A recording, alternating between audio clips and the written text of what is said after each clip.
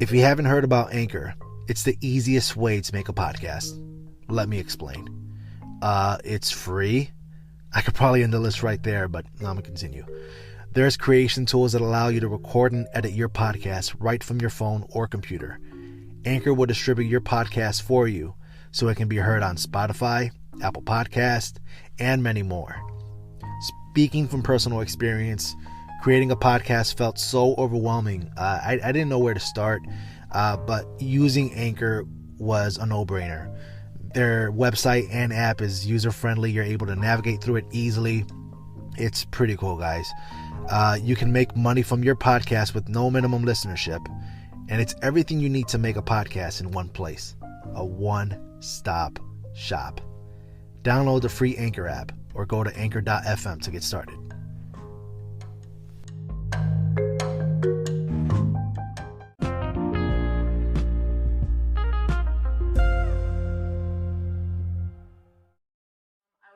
For DWI, I said F the police and something to the fact that, like, I don't like being a police officer, I think. But, you know, I take full responsibility for my DWI. I never, ever say, you know, oh, I shouldn't have got in trouble or that, you know, I take full responsibility. However, I wish more people could see that crisis moment that I was in, how my two worlds were colliding. Today I have the honor and the pleasure of interviewing my good friend Chaunte Ford. Chaunte is a Black female police officer here in Minnesota. Chaunte grew up in the streets of Minnesota and also has experienced many emotions and grief and all of the experiences that we all share as a result of the senseless murder of George Floyd, Briana Taylor, Philando Castile, and the list goes on. I'm excited to talk with my friend. I'm excited to talk with a Black female police officer. I am more excited to talk to someone that have a great sense of yearning to help our youth, our community, and uplift us in the presence. Today we are with News on Purpose. And this is a moment in purpose with Chaunte Ford. My name is Chaunte Ford. I'm a police officer here in Minnesota. I am 31 years old, if that matters, I'm not sure. But yeah, I grew up here in Minnesota, specifically Brooklyn Park. I graduated from high school in Osseo, and then I attended college in Minneapolis. I have my 2-year degree in criminal justice and my 4-year degree in law enforcement, and I've been an officer for almost 8 years. What are your passions in life at this time?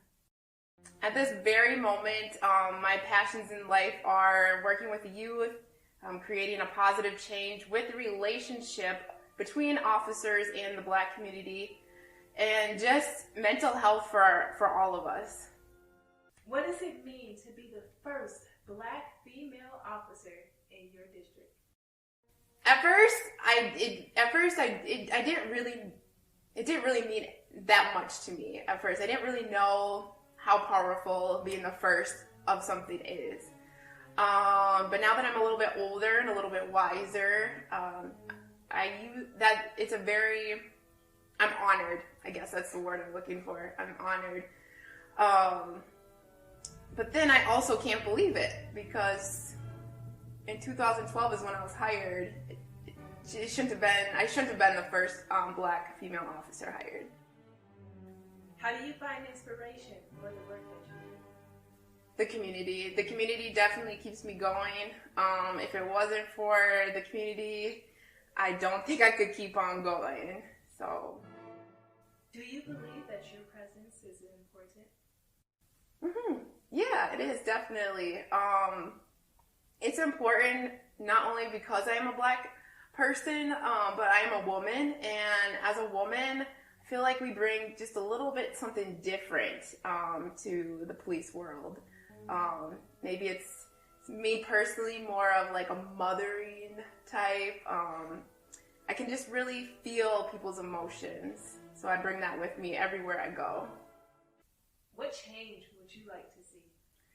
The change that I would like to see is that us as black and brown people can walk out our doors and feel safe, not having to look over our shoulders when we go shopping, when we're driving, just living. I just want to live. What does police the police mean to you? When I hear that, I think of the community being at the table with their police departments. I don't know what it's like to run a police department or a business or any of that stuff, so I don't know how that would actually look like, but in my mind, it looks like kind of like police officers get a report card from the community. And once again, I don't know exactly how that looks like, but I'm interested to know, what do the citizens think of me? Is what can I improve on? What would they like to see from us? So I personally want to hear more back from the community on what they want to see from their police departments. Is representation important?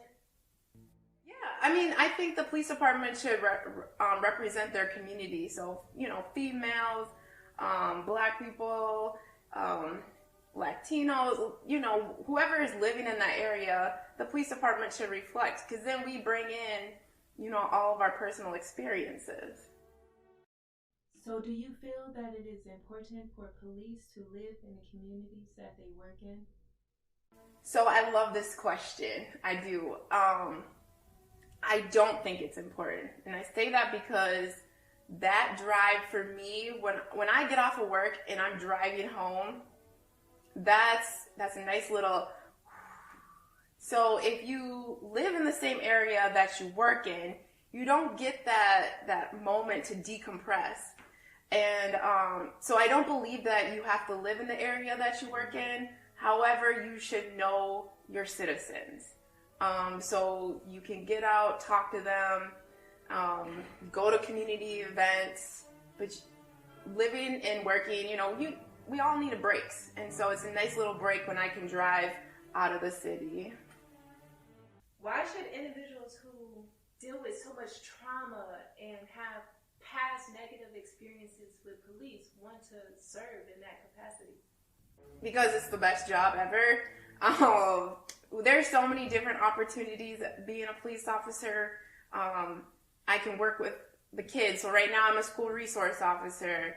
You can, be on the SWAT team if that's something that you like, or I'm also a crisis negotiator. I love crisis moments, so I can use my talents and do that.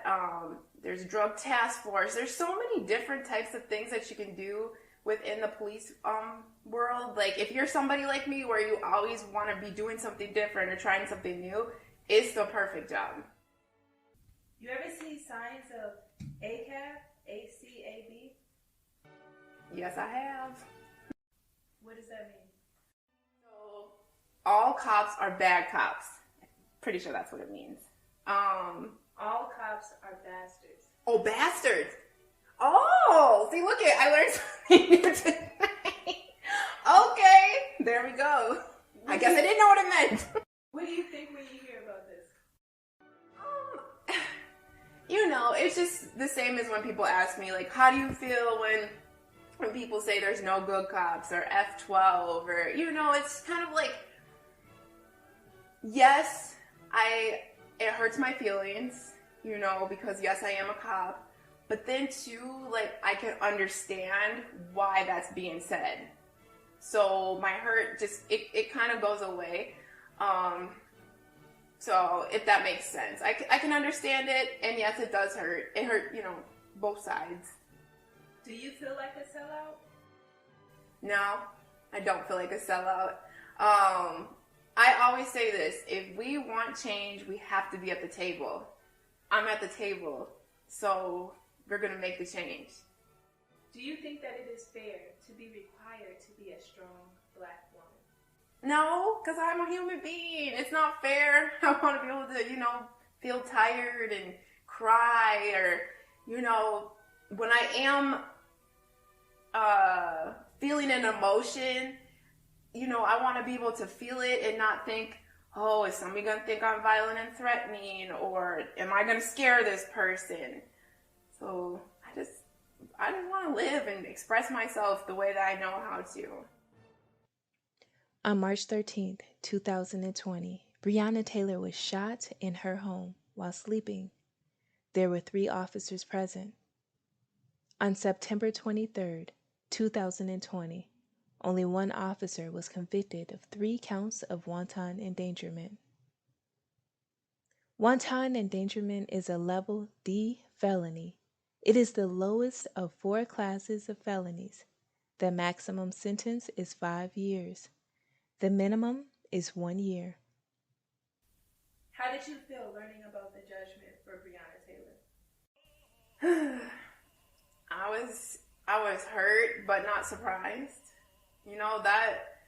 Because what really, really bothers me about Briana Taylor's case is the simple fact, like, she was sleeping. She was in her home. That's, like, the one safe place that we had left as Black and brown people, was our homes. And, like, that got taken away.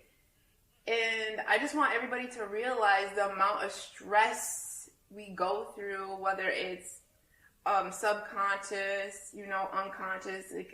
We have stuff constantly running on our brains, and to me, it just felt like, dang, my safe place, my home, my castle, now wasn't safe.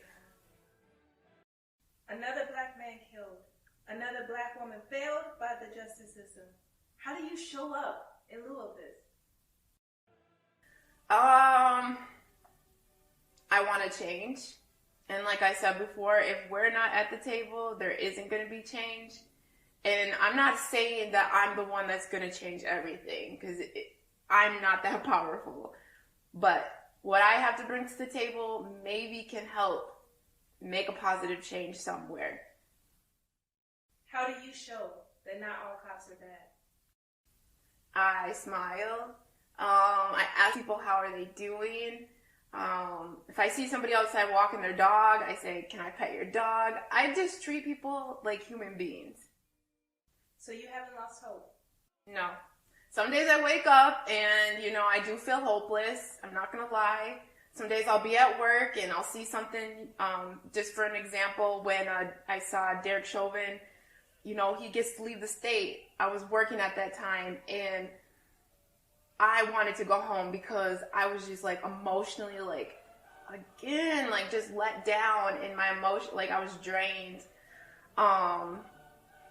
And so, but I just know, like, I gotta keep on pushing. I just have to. I have that drive in me.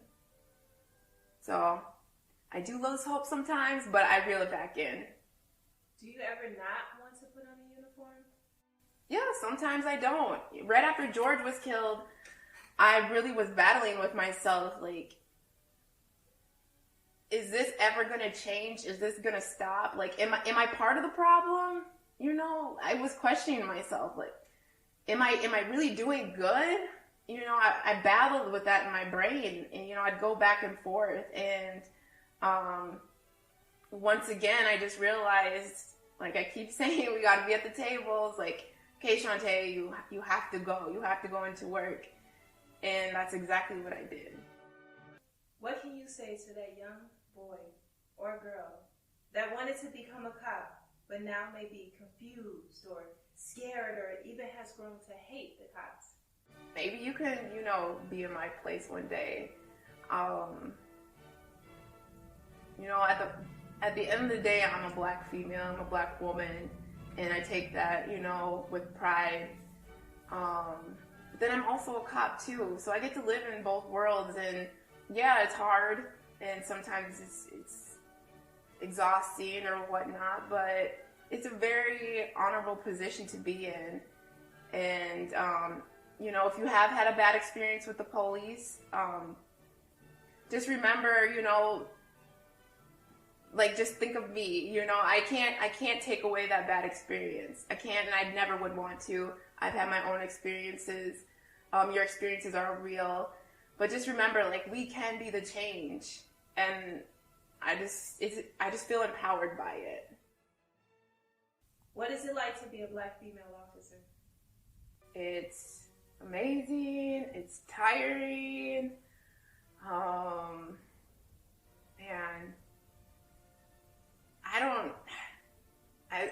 I don't know how else to like describe it. You know, it's a whole bunch of different emotions. It depends on the day and the time.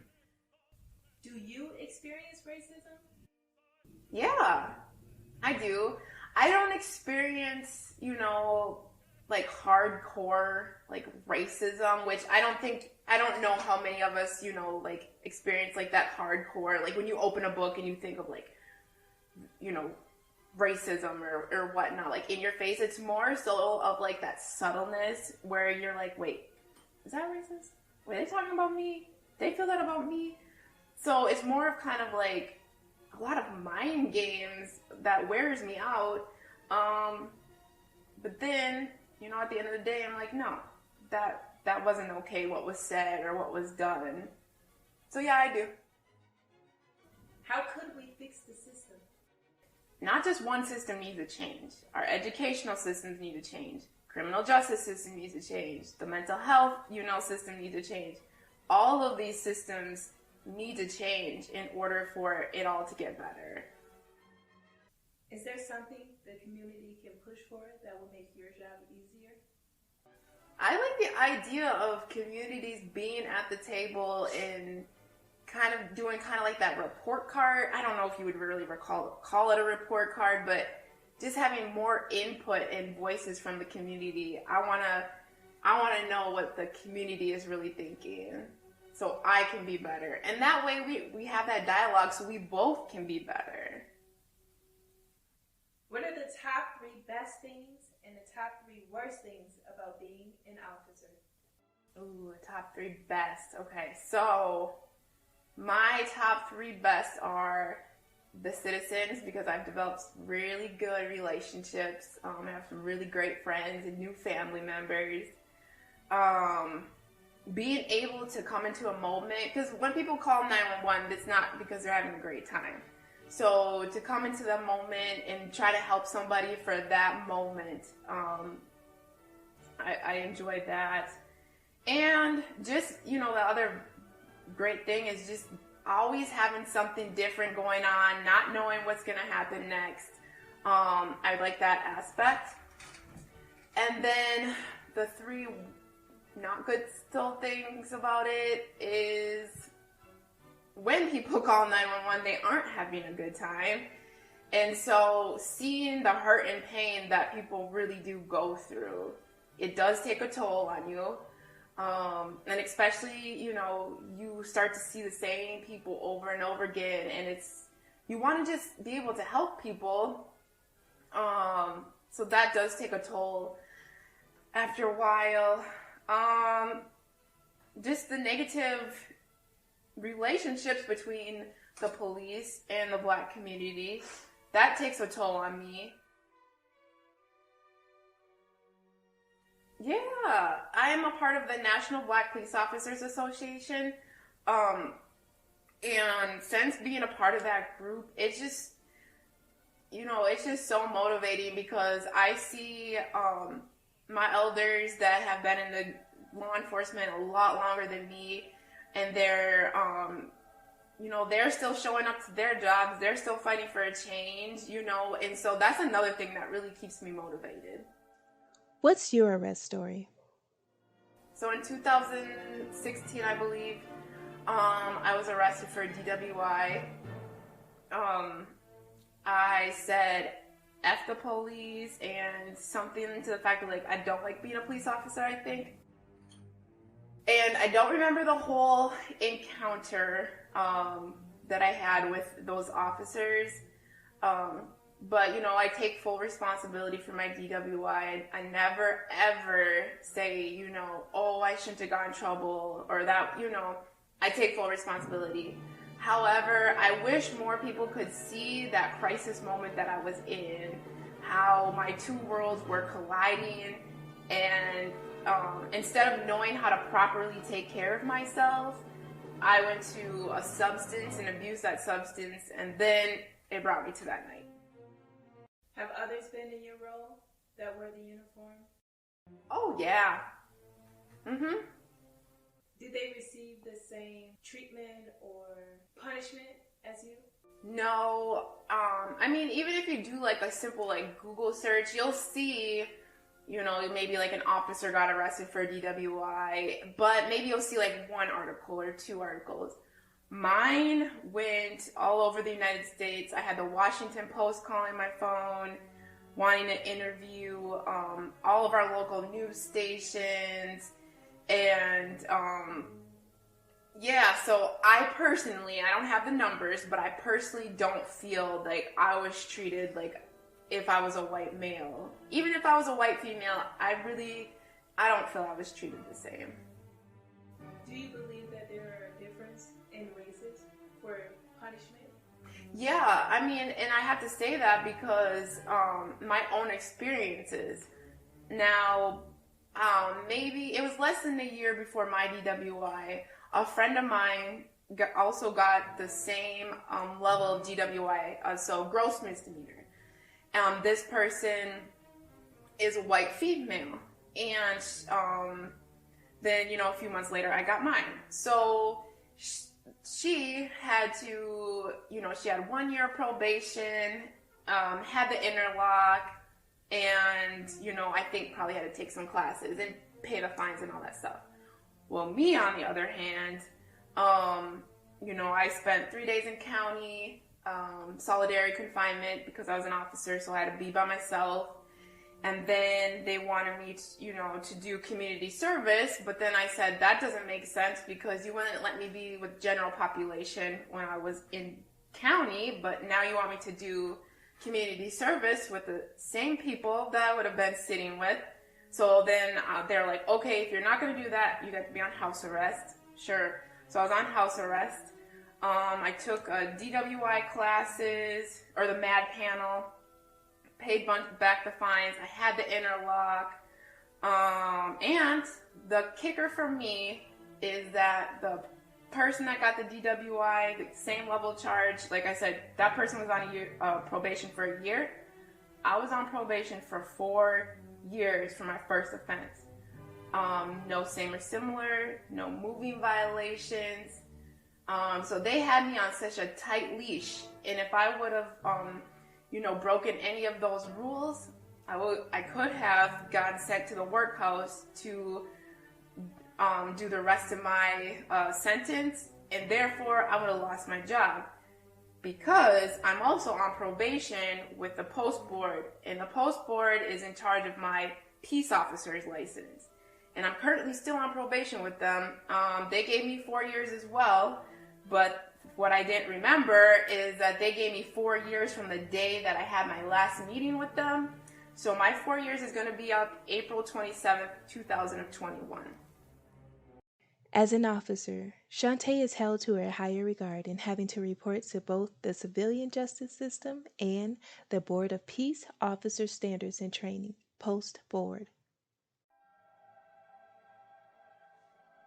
I never went to the post board and asked for paperwork of officers' punishments, but I would be kind of curious to know what officers' punishments are for different things and just kind of compare, because 4 years seems really excessive to me, but I don't have enough education or experience with what other officers had, what they got for their punishments. So how has your life changed since your DWI experience? So it's actually gotten 125,000% better. I've learned how to deal with my emotions. I learned about self-care and how important that is. I learned about myself. I learned about what I like to do, what my hobbies, boundaries, which are so great. And now I feel like I can be an officer and I can be a black woman. I don't have to pick. I can be both. And that is so empowering to me. So before my DWI, I felt like I had to pick one side. I could not represent both. But now, after, it's like, this is me, take it or leave it, but I'm here. And I mean, I think you can see it when I talk, when I enter a room, I'm just confident. Any last words you would like to share? I just want to thank everybody for watching this interview, for listening, to what I'm saying. Hopefully you can see me as a human being. I'm in a sweater and jeans today. And I just want people to know that I want to change. I've been out there and I'm trying to do as much as I can, when I'm in uniform and when I'm not in uniform. And so I'm just hoping that we can definitely make this change for our kids, and so they don't have to be going through this.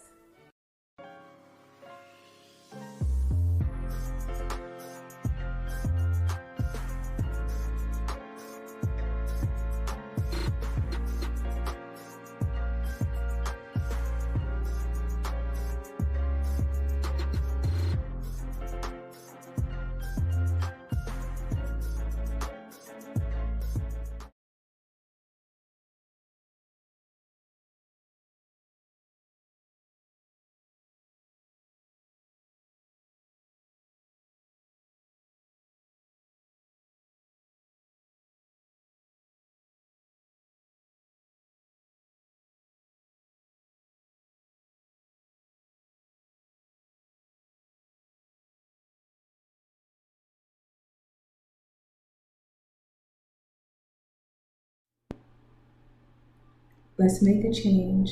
Let's make a change for you, for me, for the next generation, and as Chaunte said, for our kids, so they don't have to go through this.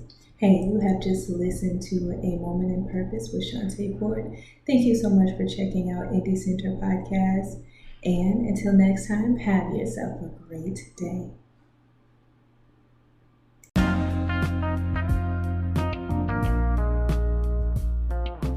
If you enjoyed this week's episode, please make sure you hit that subscribe button to stay centered on all Indie Center podcast episodes.